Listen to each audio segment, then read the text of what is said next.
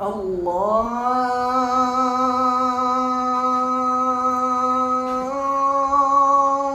أكبر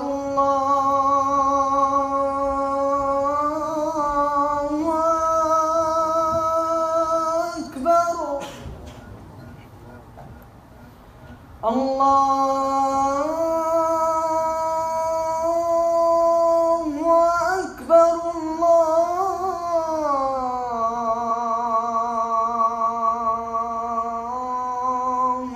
أكبر أشهد أن لا إله إلا الله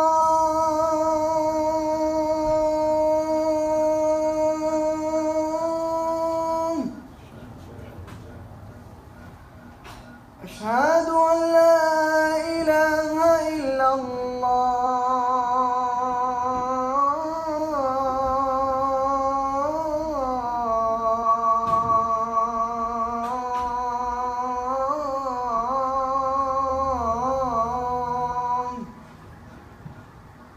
أشهد أن محمدًا رسول الله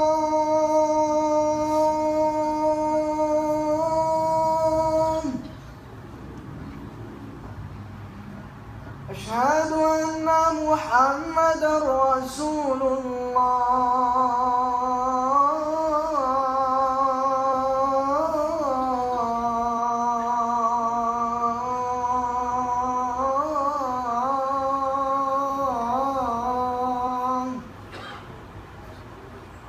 حي على الصلاة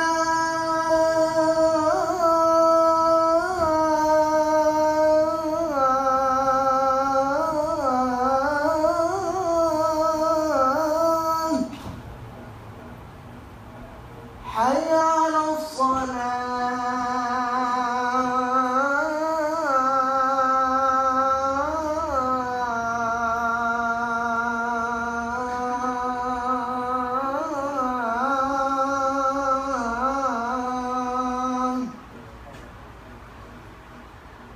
حي على الفلاح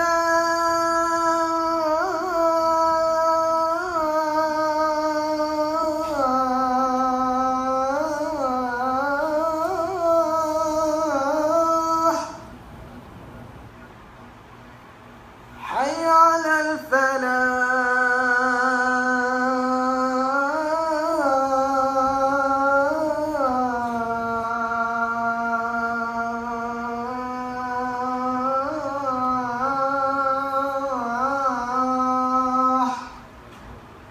الله أكبر الله أكبر لا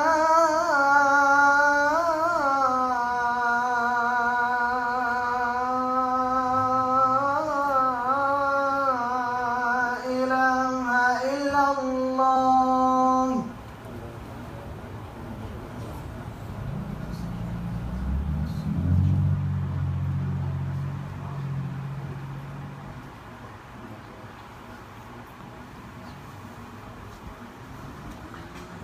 إن الحمد لله نحمده ونستعينه ونستغفره ونعوذ بالله من شرور أنفسنا وسيئات أعمالنا.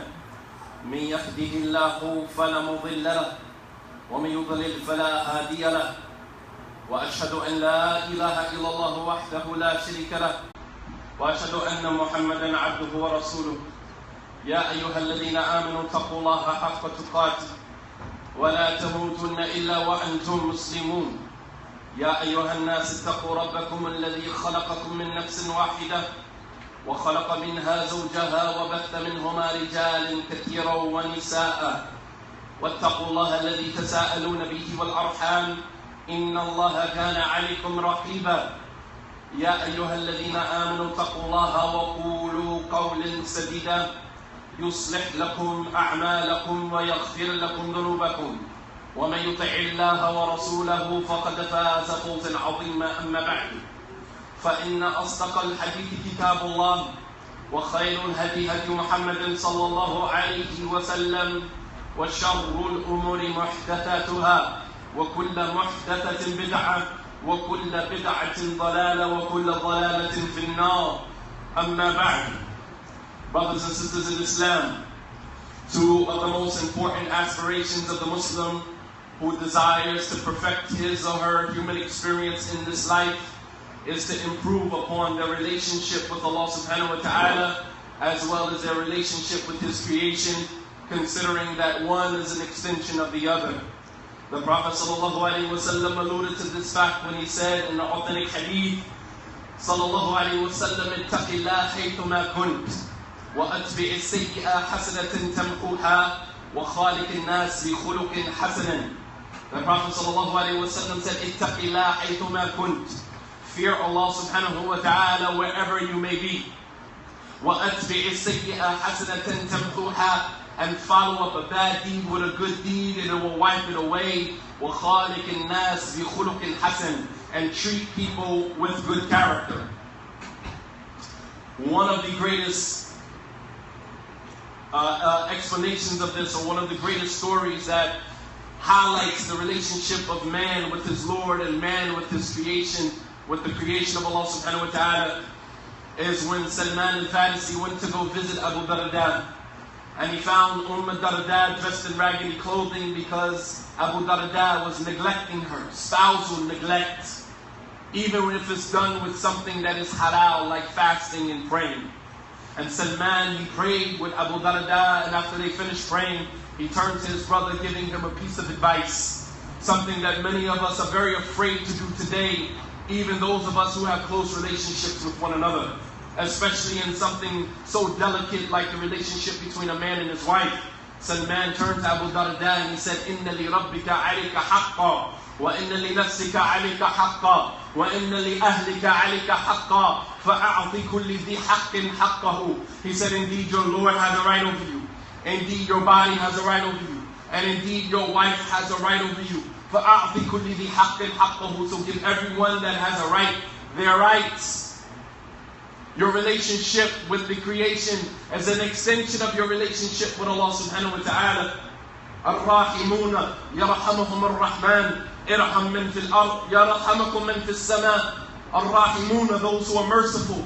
يرحمهم الرحمن. الرحمن, the most merciful, will have mercy upon them. Be merciful to those that are on the earth, and the one that is above the heavens will have mercy on you. One of the greatest blessings that Allah subhanahu wa ta'ala has given to His creation is the human capacity to adorn our behavior with the divine qualities of Allah subhanahu wa ta'ala, those which He has described Himself with in the Quran and on the tongue of His Prophet sallallahu alayhi wa sallam. The Prophet sallallahu alayhi wa sallam mentioned an authentic hadith, لا يدخل الجنة من كان في قلبه مثقال ذرة من كبر. The Prophet ﷺ said, none will enter into Jannah who has even a microscopic mustard seed of pride in his heart. You will not enter into Jannah. So one of the Sahaba said to the Prophet ﷺ, seeking clarification, he said, Ya Rasulullah, inna minna rajulan la yuhibbu an yakuna thawbahu hasanan wa yakunu na'luhu hasanan. He said, O Messenger of Allah, indeed from amongst us is a man who loves for his stove to look nice and for his shoes to look nice, because people usually associate those things with pride and arrogance. They said, because you look nice, you're arrogant. Because you dress nice, you're arrogant. Because you drive a nice vehicle, you're arrogant. So the Prophet ﷺ clarified. He said, Inna Allah jameel wa yuhibbu jamal. Allah subhanahu wa ta'ala is beautiful and He loves beauty. And another narration He said, وَيُحِبُّ أَنْ يَرَى أَثَرَ نِعَمِهِ عَلَى عَبْدِهِ. And Allah subhanahu wa ta'ala loves to see the traces of His bounty on His servant. He said, إِنَّ الْكِبْرَ بَطْرُ الْحَقِّ وَغَمْتُ النَّاسِ. He said that but arrogance, pride, is looking down on people, thinking that you're better than people, and to reject the truth when it comes to you.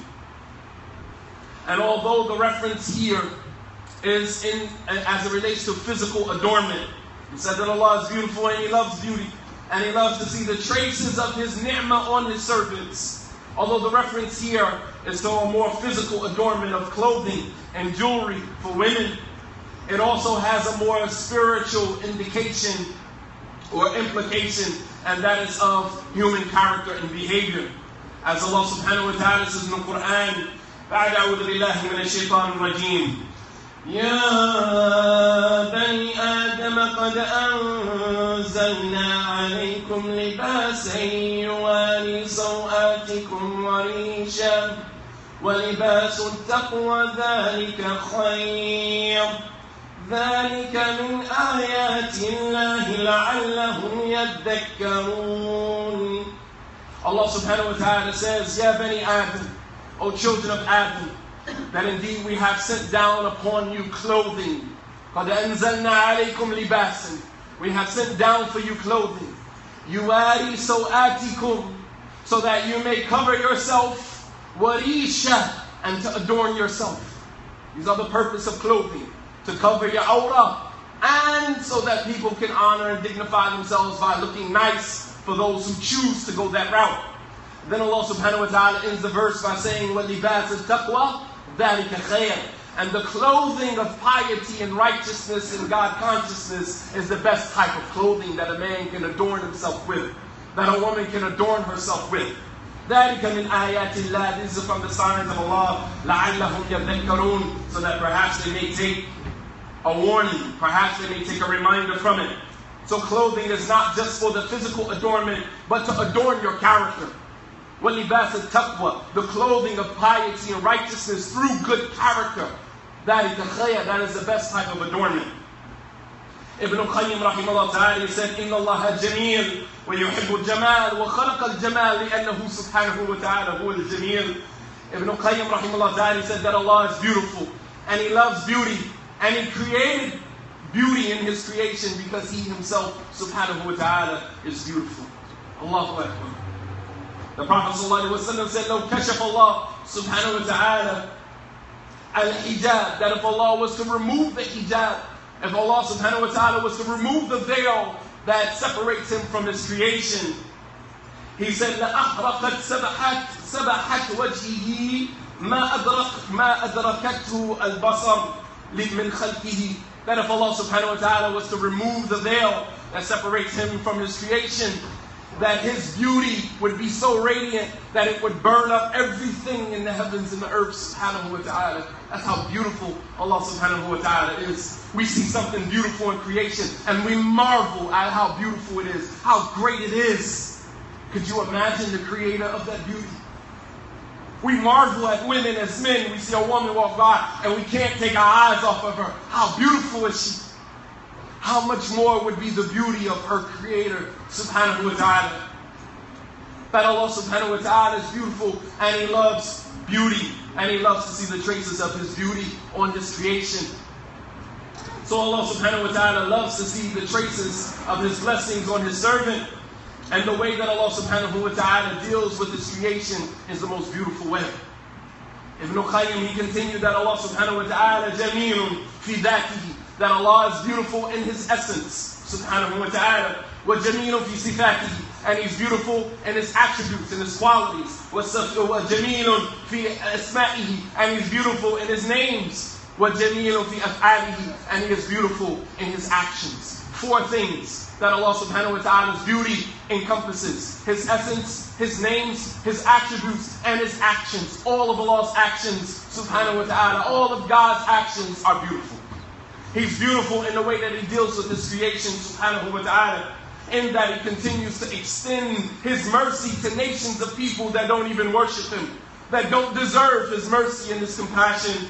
As Allah subhanahu wa ta'ala says in the Quran, قُلْ أَرَأَيْتُكُمْ إِنْ أَتَاكُمْ عَذَابُ اللَّهِ أَوْ أَتَتْكُمُ السَّاعَةُ أَغَيْرَ اللَّهِ تَدْعُونَ إِن كُنتُمْ صَادِقِينَ بَلْ إِيَّاهُ تَدْعُونَ فَيَكْشِفُ مَا تَدْعُونَ إِلَيْهِ إِن شَاءَ وَتَنْسَوْنَ مَا تُشْرِكُونَ.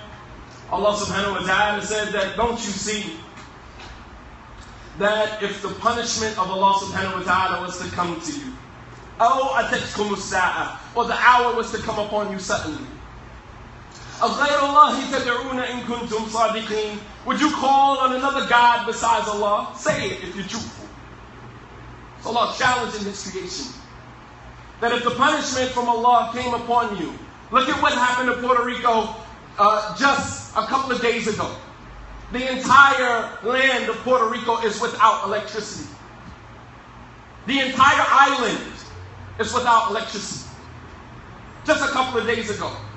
Allah subhanahu wa ta'ala, what part of this don't we understand? He said that if the punishment of Allah was to come upon you, or the hour was to strike you suddenly, would you call on another God besides Allah? Would you say, oh Jesus, help me? Would you say, Buddha, help me?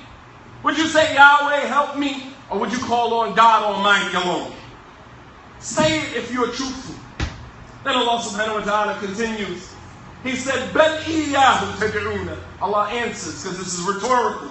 And Allah subhanahu wa ta'ala knows His creation better than the creation knows themselves. He said, Bal iyyahu tad'una.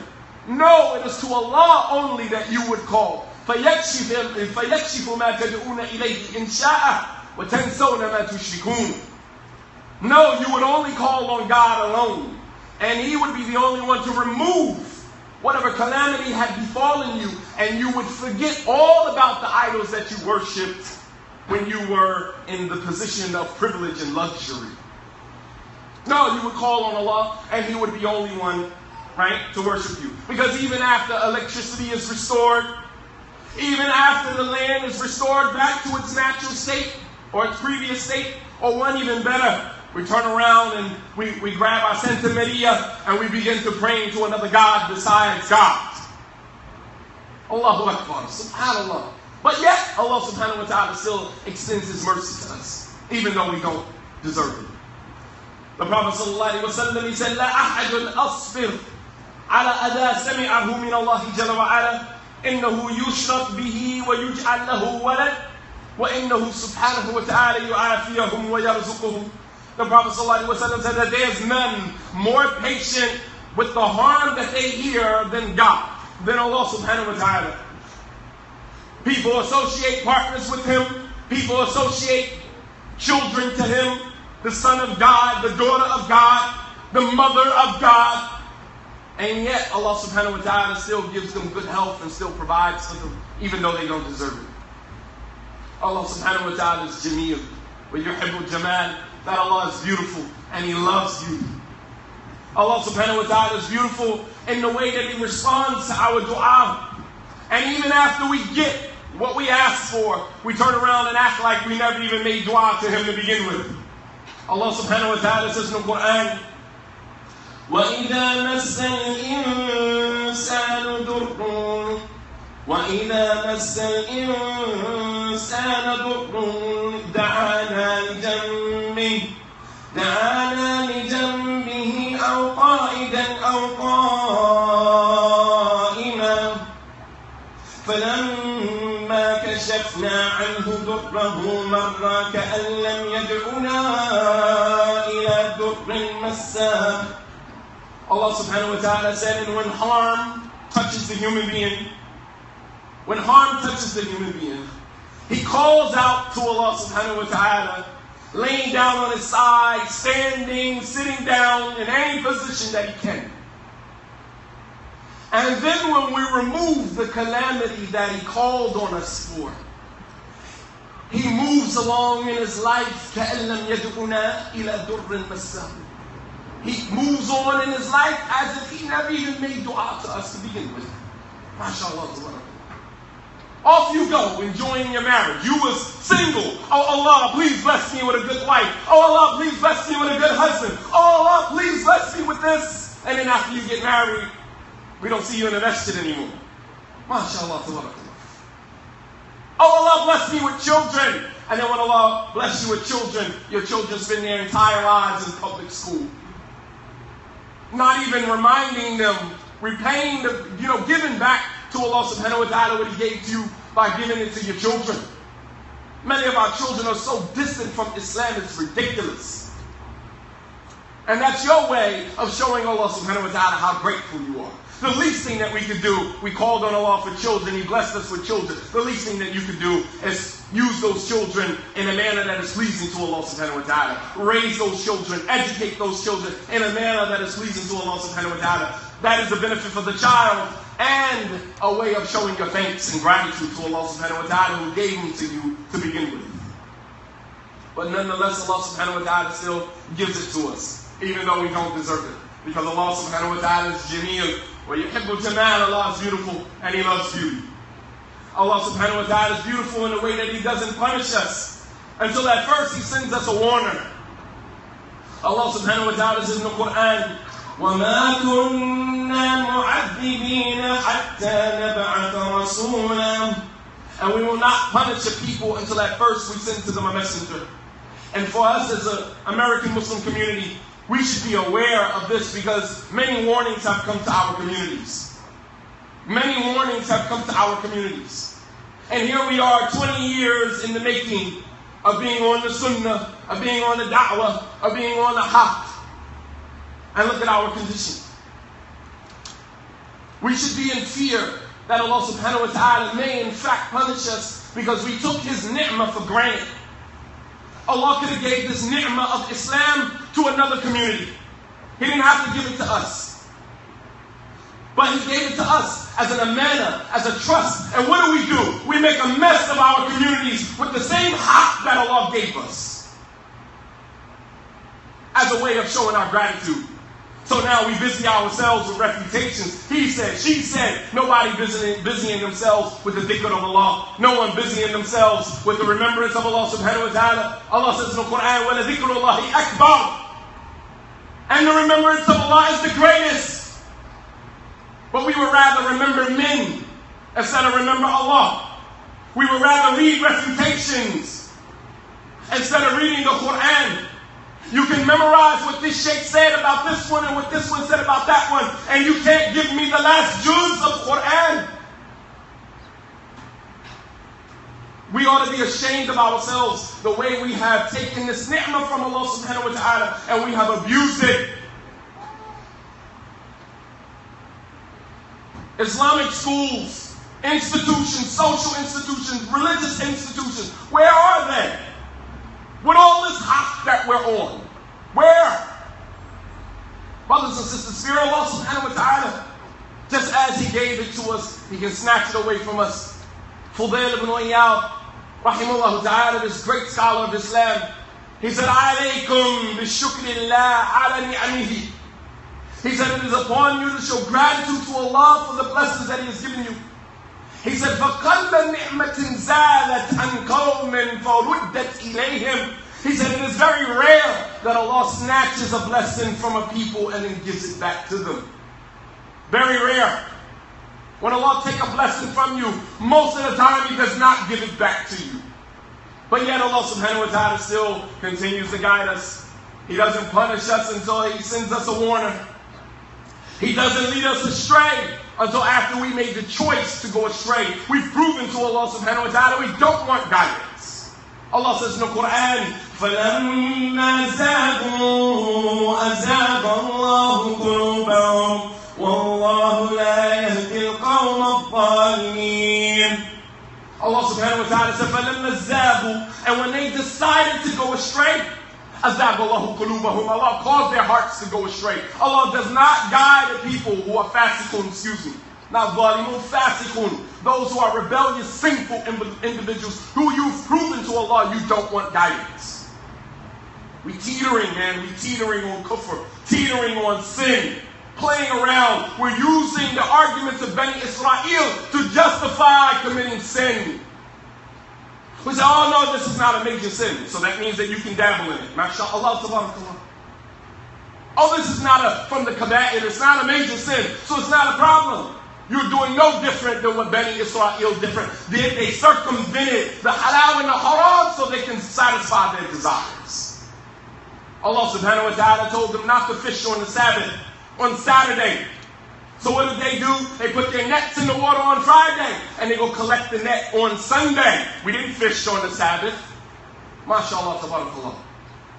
This sheikh said that it's haram to do this, but I'm going to go find what another sheikh said so I can do it. What's the difference of opinion on the issue? Ain't no difference of opinion on the issue. The fact of the matter is that you follow your desires and you will circumvent the halal and the haram until you can find it. Because your desire is your God, not Allah subhanahu wa ta'ala. Your desires is your God, not Allah subhanahu wa ta'ala. Allah says in the Quran, أَفَرَأَيْتَ مَنِ اتَّخَذَ إِلَهَهُ هَوَاهُ فَأَضَلَّهُ اللَّهُ عَلَى الْعِلْمِ. That don't you see the one who has taken his desires as his God besides Allah? And Allah, knowing him as such, has left him astray, has turned and deviated him away from any clear knowledge and put a seal on his eyes and on his hearing. وَمَنْ يَهْدِيهِ مِنْ بَعْدِ اللَّهِ. Who can guide him after Allah has done that to him? أَفَلَا تُبْصِرُونَ. Don't you see? Understand how this process happens, brothers and sisters. Understand how this process happens. But Allah subhanahu wa ta'ala does not guide us or lead us astray until after we've proven to him we don't want guidance. Allah subhanahu wa ta'ala says in the Quran, وَمَا كَانَ اللَّهُ لِيُضِلَّ قَوْمًا بَعْدَ إِذْ هَدَاهُمْ حَتَّى يُبَيِّنَ لَهُم مَّا يَتَّقُونَ إِنَّ اللَّهَ بِكُلِّ شَيْءٍ عَلِيمٌ. Allah subhanahu wa ta'ala says that Allah subhanahu wa ta'ala God will not lead a people astray. Allah subhanahu wa ta'ala will not lead a people astray after he has guided them, until he clarifies to them what they should stay away from. And then after they continuously teeter on those things that we've proven to Allah by default of our sinful nature, that we don't really appreciate his guidance. We don't. That Allah will not send a people astray after he has guided them, until he clarifies. حَتَّى يُبَيِّنَ لَهُمْ مَا يَتَّقُونَ. Until he clarifies to them very clearly what you should stay away from. And indeed Allah subhanahu wa ta'ala has knowledge over all things. Allah subhanahu wa ta'ala said about the previous nations, life is paradoxical in that you can only live it forward, but you can only understand it backwards. And this is why Allah mentions the nations that came before, the Ad, the Thamud, the people of Fir'aun. Why do you think all of these previous nations were mentioned in the Quran? So that we can take a look and see what happened to these, what was the end result of these nations. And then look at the actions that contributed to their end result, and then look at what we're doing. And we think that we're going to get a different result. Allah subhanahu wa ta'ala says, وَأَمَّا الثَّمُودَ فَهَدَيْنَاهُمْ فَاسْتَحَبُّوا الْعَمَىٰ عَلَى الْهُدَىٰ. وَأَمَّا الثَّمُودَ. And as for the people of Thamud, we guided them. فَهَدَيْنَاهُمْ. We guided them. فَاسْتَحَبُّوا الْعَمَىٰ عَلَى الْهُدَىٰ. But they chose to be blind instead of guided. And we have to ask ourselves, have we chosen to be blind? For some of us, the signs are so clear, staring you right in your face, that this nonsense, this foolishness that we have been on for the past 20 years hasn't reaped us anything but destruction and a loss of 2 generations of our children. What part of that don't we understand? To do the same thing over and over, expecting different results, is insanity. Even companies evaluate their net worth, evaluate what they've taken in. They do audits to find out whether we're doing better or we're doing worse. And here we are trying to service the creation of Allah subhanahu wa ta'ala and haven't once taken a look at ourselves, a serious look at ourselves as a community.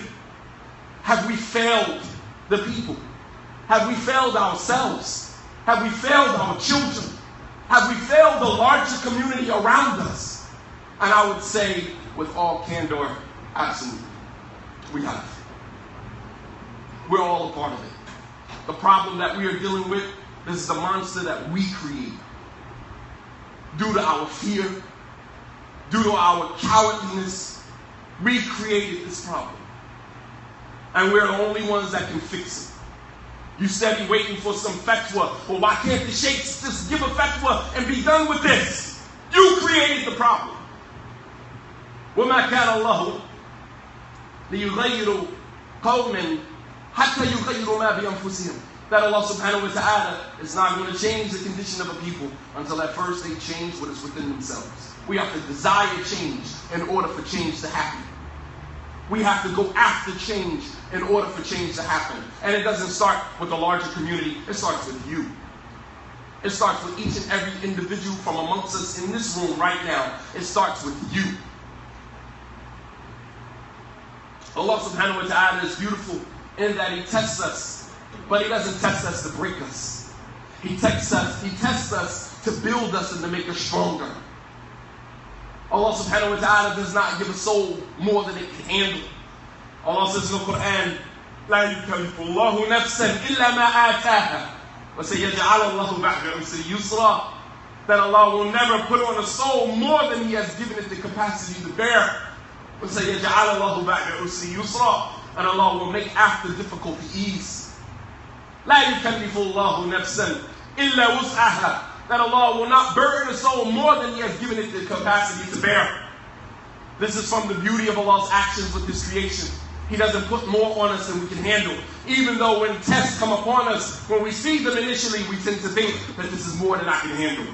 And that is because Allah knows you better than you know yourself. You see the test and you say, there's no way I can make it through this. Allah subhanahu wa ta'ala gave you the test because He knew you could make it through it.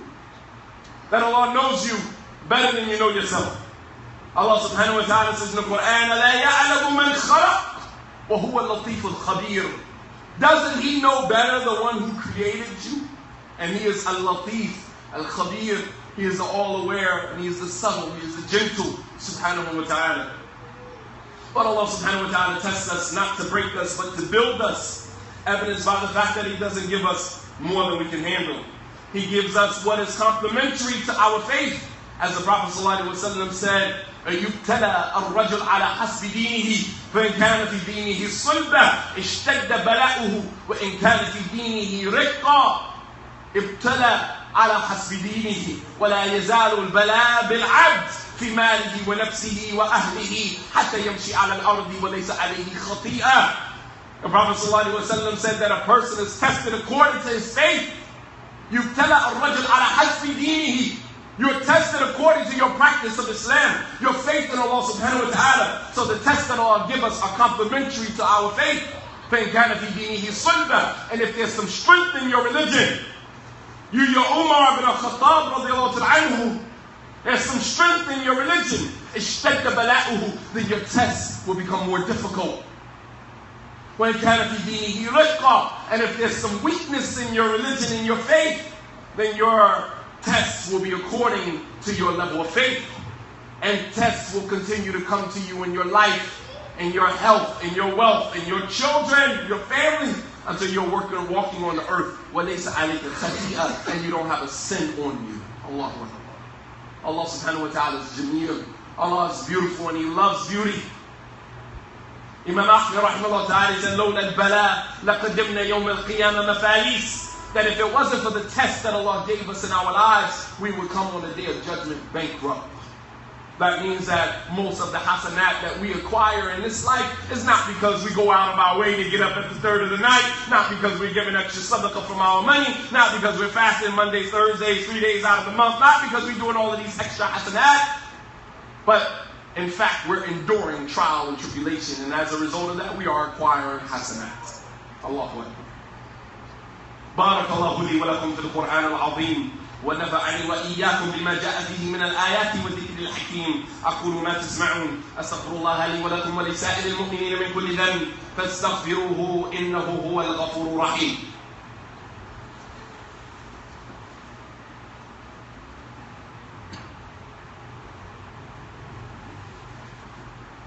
الحمد لله رب العالمين والصلاة والسلام على أشرف الأنبياء والمرسلين وعلى آله وأصحابه أجمعين. The Prophet ﷺ said that Allah subhanahu wa ta'ala said in the Hadith al-Qudsi, إن من عبادي المؤمنين من لا يصلح إيمانه إلا الغنى فلو أفقرته لأفسده ذلك. وإن من عبادي المؤمنين من لا يصلح إيمانه إلا الفقر فلو أغنيته لأفسده ذلك. إني أدبر أمر عبادي بعلمي بقلوبهم وإني عليم خبير. That Allah subhanahu wa ta'ala said that indeed from amongst my servants are those who nothing will be good for their iman, their faith, except richness, wealthy, being wealthy, because if I was to make them poor, that would destroy them. And there's some from amongst my servants that nothing would be good for their faith except poverty. I keep them poor, because if I was to enrich them, it would destroy them. That indeed I manage the affairs of my servants based upon my knowledge of their hearts. And I am Alimun Khabir, and I am the most knowledgeable, the all aware. And just like this, Allah subhanahu wa ta'ala expects that if He deals with us in a beautiful manner, that as His creation, that we deal with one another in a beautiful manner. That we deal with one another, that we are graceful, and that we are royal, and that we're beautiful in the way that we conduct ourselves with one another. Which is essentially the perfection of our character, through which the believer can reach the heights of those who spend all day fasting and all night praying. The Prophet ﷺ mentioned an authentic hadith collected in the Sunnah of Abu Dawood. He said, alayhi salatu wasalam, إِنَّ الْمُؤْمِنَ لَيُدْرِكَ بِحُسْنُ خُلُقِهِ دَرْجَةَ الصَّائِمِ الْقَائِمِ.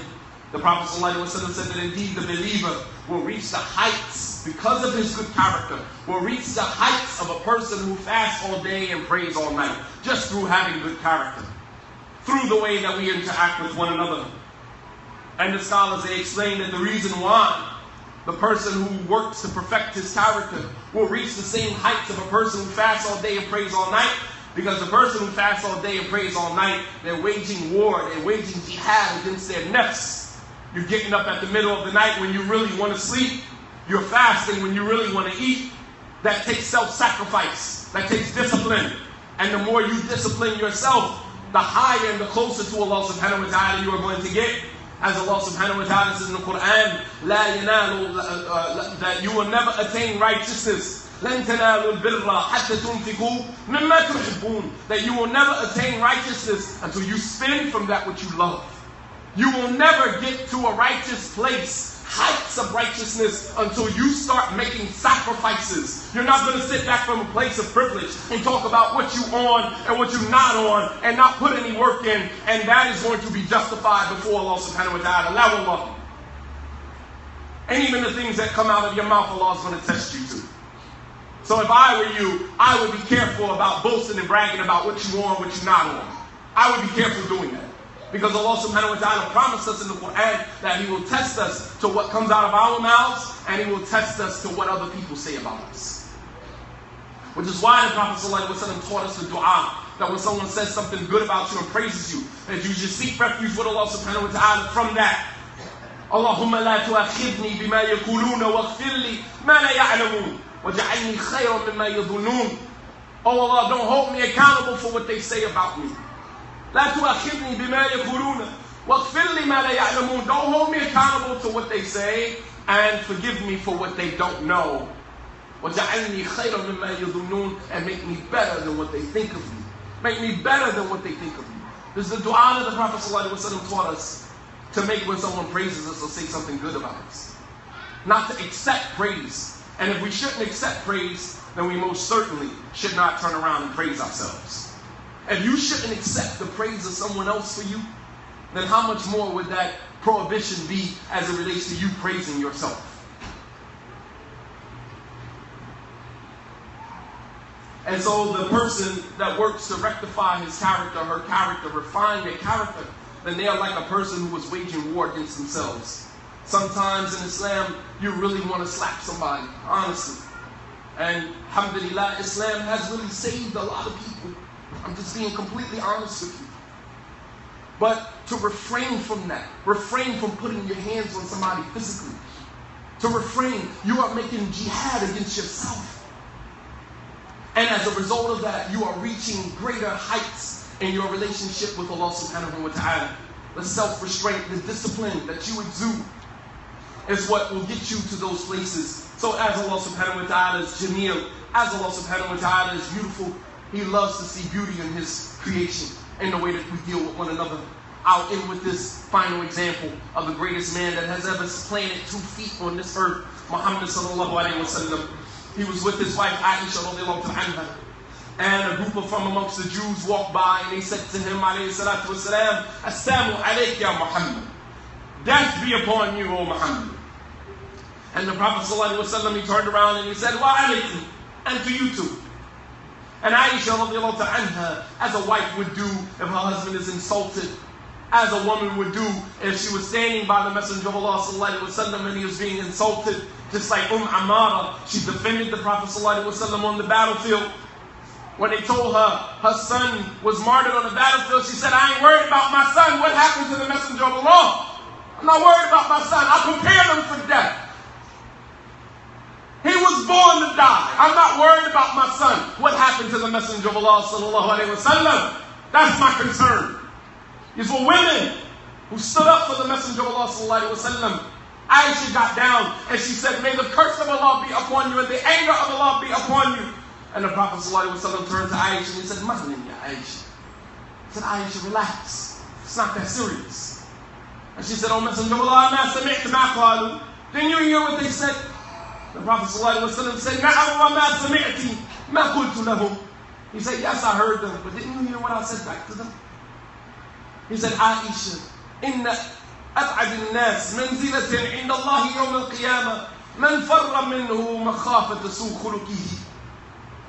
He said, Aisha, the furthest people from Allah on the Day of Judgment are those who other people run away from them, fearing their bad character, fearing them being indignant, fearing them being disrespectful, fearing them being imprudent. People run away from you because of that.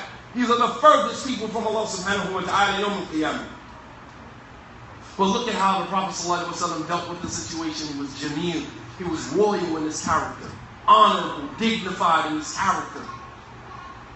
Allah is beautiful and He loves to see beauty in His creation. He said, وَعِبَادُ الرَّحْمَنِ الَّذِينَ يَمْشُونَ عَلَى الْأَرْضِ حَوْنًا وَإِذَا خَاطَبَهُمُ الْجَاهِلُونَ قَالُوا سَلَامًا. That Ibad al-Rahman, the servants of Ar-Rahman, these are the ones who walk upon the earth, hawna, in humility. وَإِذَا خَاطَبَهُمُ الْجَاهِلُونَ. And when ignoramuses address them, they simply say, peace be to you, man. Peace be to you. People, Muslims today, don't have any understanding of what good character means. You call a Muslim all out his name. Deviant, hizbi, astray, this, that. May Allah do this to you. You making dua against Muslims in public. And we've accepted that because our standards are so low. And we've moved so far away from Islam, it's ridiculous. And I guess this holds true to the Prophet ﷺ saying that you are going to see after me much different. You're going to see so much after me. Even some of the Sahaba couldn't believe some of the things that the Prophet ﷺ described that would befall his ummah yawm al-qiyamah, towards the last days. And we pray that Allah subhanahu wa ta'ala forgive us for any shortcomings that we've had in representing His religion. We pray that Allah subhanahu wa ta'ala gives us the strength and the courage to reclaim our community from the clutches of individuals who have capitalized off of our pain and our dysfunction. We pray that Allah subhanahu wa ta'ala allows us to use the time that we have left on this earth to establish His religion for our next generation of children. Wa sallallahu ala nabiyyina Muhammad wa ala alihi wa sahbihi ajma'in. سبحانك ربك رب العزة عما يصفون وسلام على المرسلين والحمد لله رب العالمين وأقم الصلاة. الله أكبر الله أكبر أشهد أن لا إله إلا الله أشهد أن محمدا رسول الله حي على الصلاة حي على الفلاح قد قامت الصلاة قد قامت الصلاة الله أكبر لا إله إلا الله.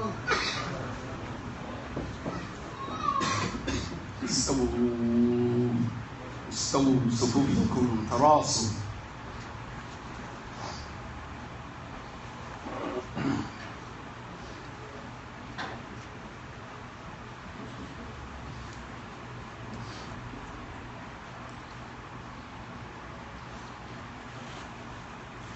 الله أكبر.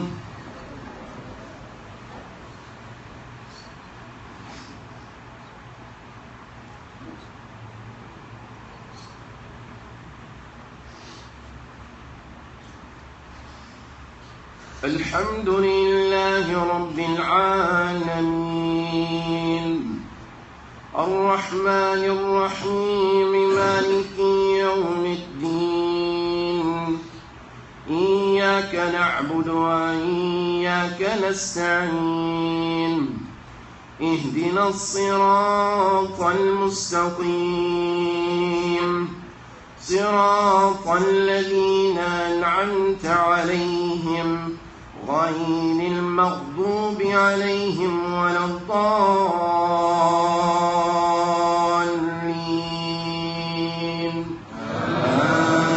آمين.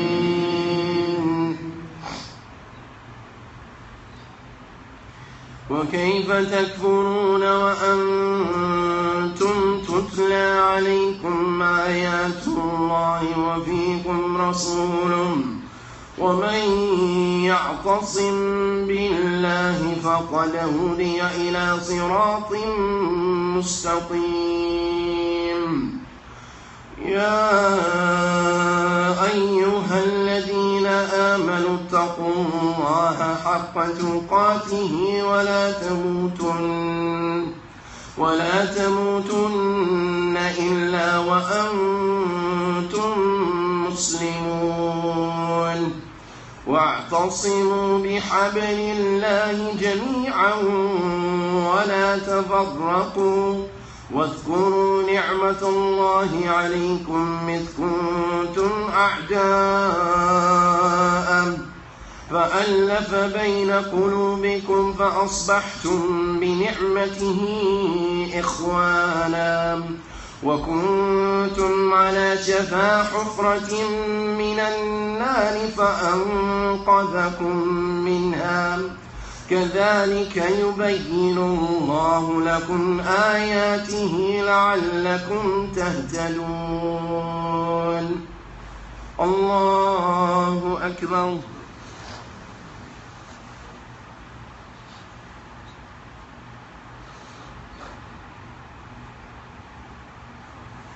سمع الله لمن حمده.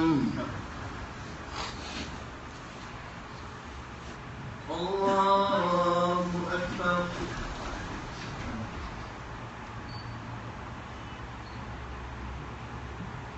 الله أكبر.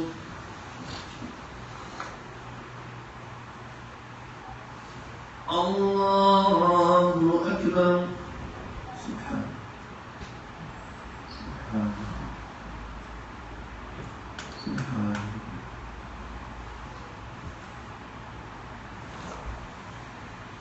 الله أكبر.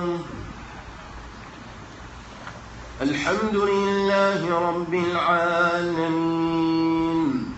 الرحمن الرحيم مالك يوم الدين إياك نعبد وإياك نستعين اهدنا الصراط المستقيم صراط الذين أنعمت عليهم غير المغضوب عليهم ولا الضالين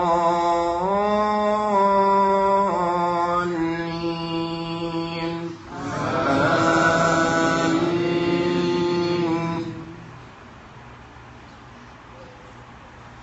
ولا تكونوا كالذين تفرقوا واختلفوا من بعد ما جاءهم البينات وأولئك لهم عذاب عظيم. يوم تبيض وجوه وتسود وجوه فأما الذين اسودت وجوههم أكفرتم بعد إيمانكم فذوقوا العذاب بما كنتم تكفرون. وأما الذين بيضت وجوههم ففي رحمة الله هم فيها خالدون. وتلك آيات الله نتلوها عليك بالحق وما الله يريد ظلما للعالمين. ولله ما في السماوات وما في الأرض وإلى الله ترجع الأمور. الله أكبر.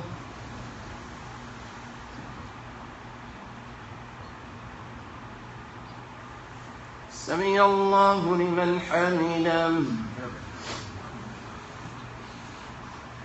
الله أكبر.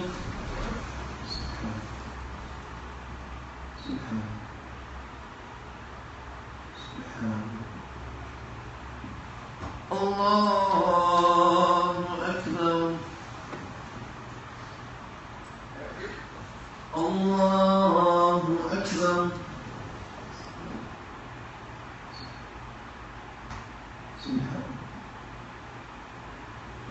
الله أكبر.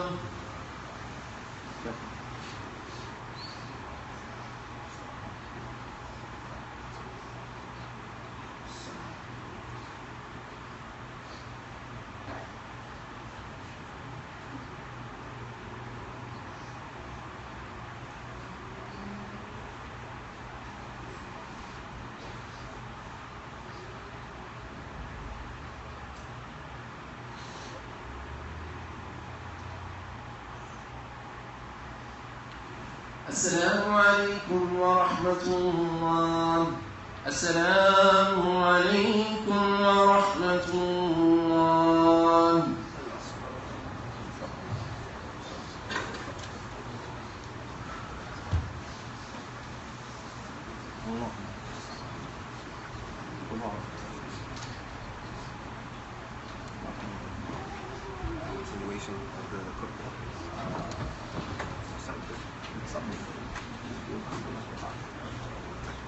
Assalamu alaikum wa rahmatullah. First and foremost, we'd like to thank Allah Azza wa Jalla, Almighty and Majesty, for allowing us to see the Jumu'ah. And we'd like to thank the brothers for coming out. We'd like to thank our brother, Shadeed Muhammad, for an excellent reminder. Two brief announcements. I'm reminded every week to remind brothers to give, increasing in sadaqah as the masjid is in need. And whatever you give is greatly appreciated. Number two, today after Salat al-Asr, we pray Asr at 4:45, I think. 4:45, we pray Asr.